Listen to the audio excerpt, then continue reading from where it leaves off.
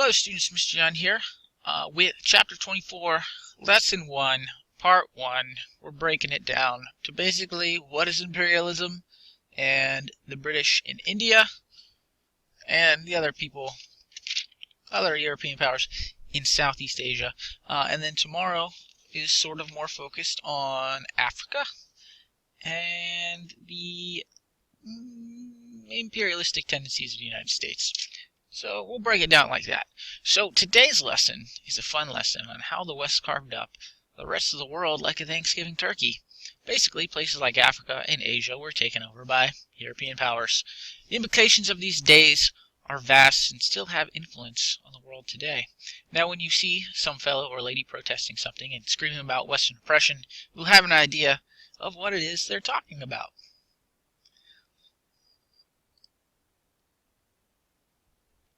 So, in the late 1800s, you had multiple world powers looking at Asia and Africa like a hungry cat looks at a new pet fish. They wanted it, and they were going to fight to get as much of it as they could, as much as humanly possible. So there were three reasons for this. Number one, European countries wanted more power. Remember that whole mercantilism thing? Got 8 colonies. And raw materials, which is point 2. Countries needed more raw materials for their industry. Industrial Revolution? Oh yeah. Alright, number 3, they wanted to impose their ideas and culture on other people. So, as a result, we call this age the age of imperialism. Imperialism is the direct or indirect control of one nation by another. France and England were the best at this in the 1800s. They were the leaders in building empires. Now, what do you mean by direct or indirect rule? Well, there are multiple ways to subjugate a nation. For example, a protectorate is a country that kind of runs itself at the local level, but the military is controlled by the imperial power. Also, the local government pretty much does what the imperial power tells it. So, for example, let's say Ch24 makes the neighboring country of, we'll call it Bloomertopia, because I work next to Miss Bloomer, and I let Bloomertopia run its own affairs, but if I tell Bloomertopia to do something, they kind of have to do it. And they have no military, it's just my military acting as their military. Bloomertopia is a protectorate of Ch24. Alright, what else do you have? There's another means called a sphere of influence. So nations within an imperial nation's sphere of influence are only allowed to trade and have investors from the imperial nation invest there. So let's go back to this same example. Let's say that Bloomertopia is within Ch24's sphere of influence. That means that only investors from Ch24 can put money into Bloomertopia, and no one else is allowed to trade with Bloomertopia except Ch24. And that's a sphere of influence. So both different ways where a country is not technically conquered or invaded, but still kind of subjugated. I like to say that the sphere of influence is kind of like an imperial nation calling dibs on a developing nation. Like, hey, we got dibs on that country. No one else is allowed to do anything with it. We got it. We called it dibs. Alright. Moving into Southeast Asia, Europe had control. Basically, Europe had its hands in Southeast Asia as early as the 1500s, but France and Britain really sunk their teeth into Southeast Asia in the 1800s. An Englishman, for example, founded the colony of Singapore off the Malay Peninsula in 1819. Singapore, originally a British colony. The Brits also moved onto the mainland. France also moved into mainland Asia, taking control of what is now Burma, or maybe you call it Myanmar. They also made Vietnam a protectorate, like we talked about a few minutes ago. The only Southeast Asian country to maintain its autonomy, that means the only country in Southeast Asia to remain its own country, was Siam, or what is now modern-day Thailand. Here you see Southeast Asia all carved up.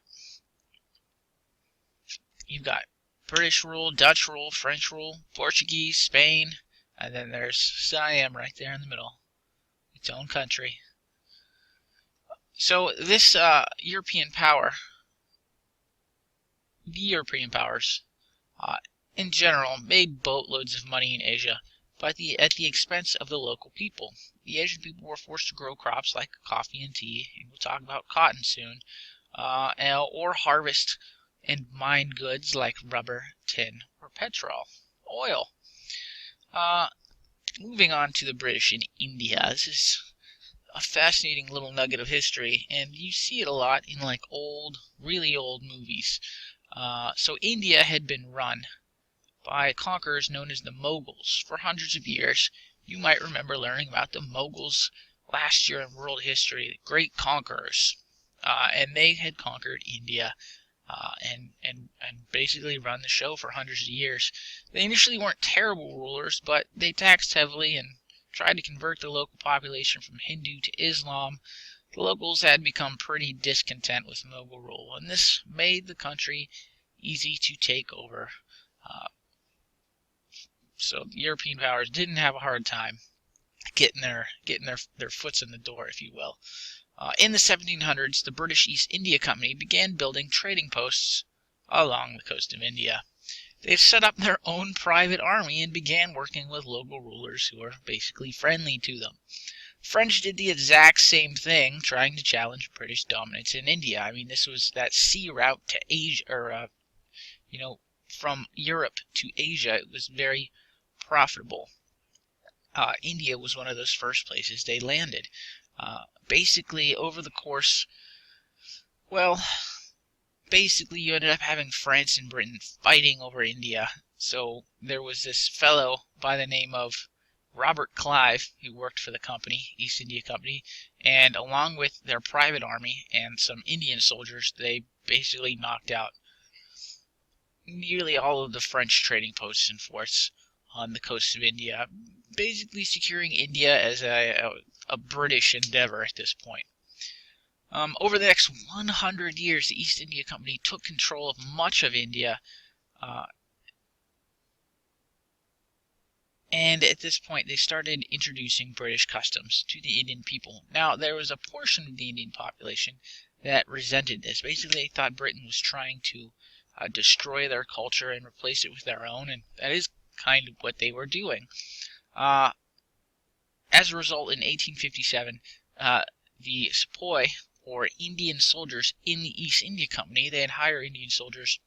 They had a revolt where they basically killed their British officers and then went on to attack British citizens. So there was kind of a massacre, a sepoy revolt that turned into a massacre, and the British army had to come in and basically subdue this mass revolt. As a result of this revolt, the British government basically took control of India from the East India Company and really clamped down on them. They installed their own government. It was called the Raj. So the Raj is the British government that runs India, and the chief executive of this government is known as a viceroy. So the Raj was both good and bad for India. It was a well-administered and highly organized government that helped to modernize the country. Schools improved, rail line was laid, and telegraph wires were installed. But the local textile industry was destroyed by the influx of cheap British cloths, which has just been a problem for everyone throughout world history. Darn you, British textiles.